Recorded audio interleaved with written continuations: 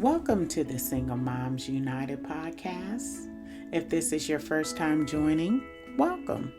If you're a repeat listener, thank you for your loyalty. This podcast has been developed to motivate and encourage the single mom. It's not how you arrived at the title, but what you do with it. This podcast is designed to get you thinking about your approach to single motherhood, possibly giving you an aha moment. Again, this is not a one-size-fits-all, but fits most. So today's episode, I want to focus on two types of respect. Yes, that's right. R-E-S-P-E-C-T, respect. And why it's required as a single mom. Remember, respect is earned, not given. I often hear people say how disrespectful today's generation is. Part of that is because the family dynamics have changed, meaning more single-parent households. When there is a mother and a father in the household, they can introduce and reinforce respect. In other words, they can tag team to make sure it happens. I remember my dad strongly reminding me respect is not an option, but a requirement. When I was growing up, I was taught to respect my elders by saying yes ma'am and yes sir, or no ma'am or no sir. There was no gray area, no in between. It was very black and white. I was also taught we had to add Mr. or Ms. in front of someone's first name or last name. So for example, it had to be Ms. Carol or Mr. Jim, or Ms. Cook or Mr. Cook.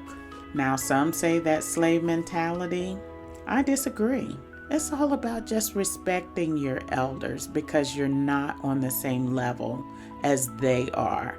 So you can't just come in and think you can have a casual conversation or a casual acknowledgement with someone that's gone through life and has significant amount of years over you.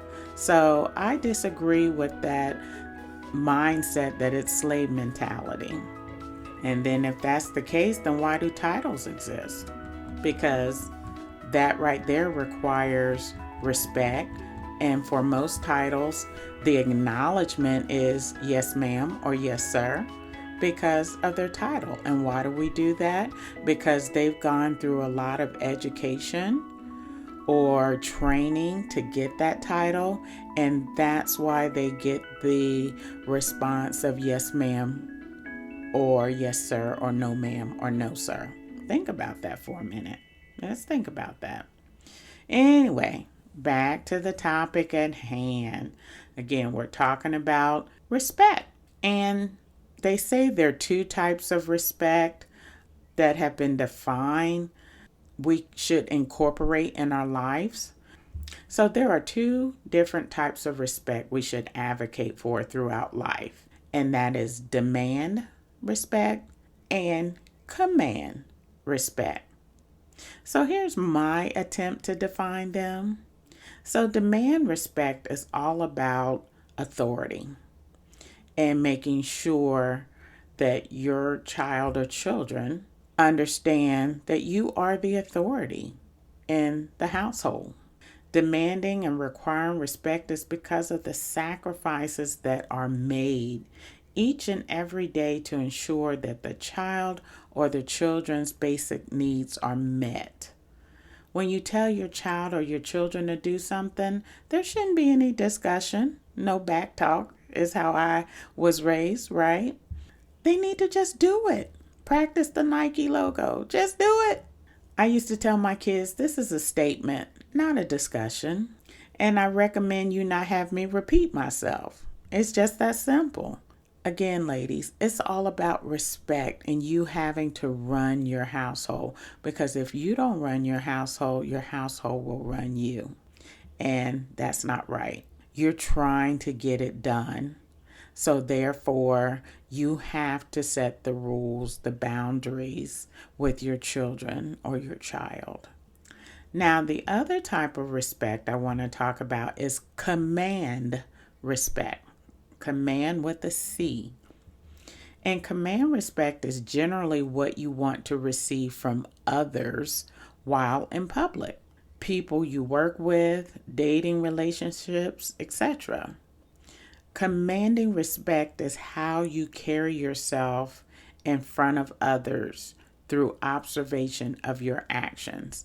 In other words, what are you displaying when you're out in public? Think about that. How are you acting in public? What is your behavior like in public? And that determines how people respond to you. So let's think about you going on a date and you want old dude to give you the utmost respect. Okay, so you're not demanding it, but you're commanding it. So how you dress as you go on this date says a lot. It will determine how well you receive respect from him. So moderately dressed will command respect, while showing too much too soon will only have him try and sleep with you on the first date.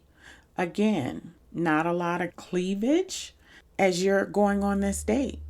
And I'm just going to say it in my out loud voice, cover up if you don't want him to be clawing all over you and you want him to focus on your mind or what's on your mind.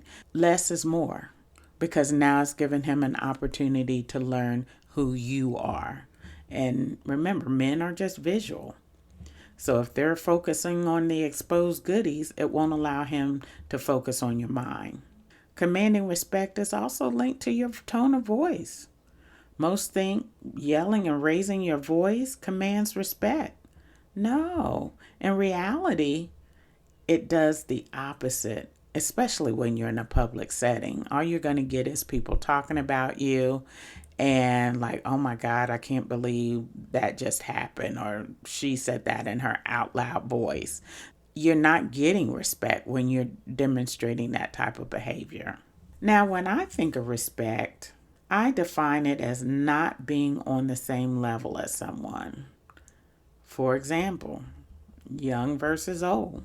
An older person has more wisdom and have encountered so much more of life's experience than a child has. So for a child to respond to an elder with what? Wait a minute. Huh? And just out and out, rude. That is not a sign of respect. Our elders, if anyone deserves respect, it's our elders, because they have gone through so much and they're teaching us so much, whether we realize it or not, but they are. And so they should receive the utmost respect. If we don't change that behavior when we see it, there are going to be consequences later on of not correcting this behavior. Because if we don't correct it now, guess what? They're not going to respect any authority. Teachers, employers, law enforcement. So what does this mean? As it relates to teachers in school, you're going to be receiving a lot of phone calls regarding bad behavior and possibly of them getting expelled. And that's not okay, because they need an education.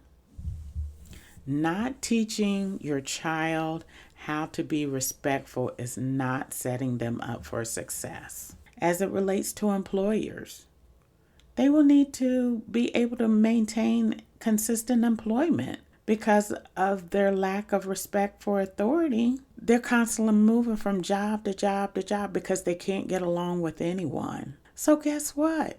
If they can't do it at the basic level, how are they going to thrive in a higher level employment? And how are they going to establish themselves, the things they need eventually, which is moving out on their own, buying a car, and just other obligations that they have to encounter during life? And you can't do that if you can't keep a job. And so part of that is because of their lack of respect for their employer. Yeah, I know there's some difficult ones out there. I faced them myself, right? But what you do is you don't get into the arena of arguing with them and disrespect them. You just find another job. But if they tell you to do something, go ahead and do it. If it's within reason, go ahead and do it and keep it moving because they pay your paycheck. That's where your money comes from. So you can't sit up there and argue with them about this, that, and the other. You just can't do it. You just go ahead, acknowledge the request, complete it, and if you don't like the job, then find another one. But definitely, definitely, definitely do not engage in a disrespectful confrontation with the employer. Now, the other thing I talked about related to respect is, titles. I mentioned this earlier in this episode, but titles represent authority. For instance, president, CEO, judge, doctor, pastor, teacher, police, governor, and oh yeah, I can't leave you out, single mom. Single mom. Or mom, period. How about that? When titles are present, people act differently. They are careful with the words they use, and in some instances, you will hear them say, yes, ma'am, or no, ma'am, or yes, sir, or no, sir. If you don't believe me, when is the last time you watched a movie and there was someone in there with a title like a corporate or a general? And how did those folks respond to that, right? And speaking of military, I have heard of moms sending their sons to the military for that very reason, to teach them how to be respectful. And I guarantee you, it works. It works because even when they get out of the military, they're still saying, yes, ma'am, yes, sir. So it works. So if you do find it to be challenging, that your child is just not getting in that arena of being respectful, military is an option. I'm just saying. And it works. Now, bottom line, ladies, teach your child or your children to be respectful. I would be amiss if I did not add a few tips that you can share or incorporate into your lives as it relates to teaching your child or your children how to be respectful. So I'm just going to go through a small list that I came up with to help you as you're educating your child how to do better when conversating. Instead of your child saying, hey, I want some cereal, I want some pop, I want some pizza. You know, ladies, how they whine. I'm just saying. Better is, may I have some cereal? May I have some pizza? Right? Comes across better and more appropriate versus I want. When you reach out to them regarding something, they should be responding with yes, not what, as I mentioned before. They should always be saying thank you anytime they receive something from you or someone else. That's just basic 101 respect. Also, yes, please. No thanks. I'm sorry. I apologize. And then when walking in front of someone or having the need to interrupt during a conversation that is being had, they should be saying, excuse me. They shouldn't just come in, barge in, or walk past someone like they don't see that person.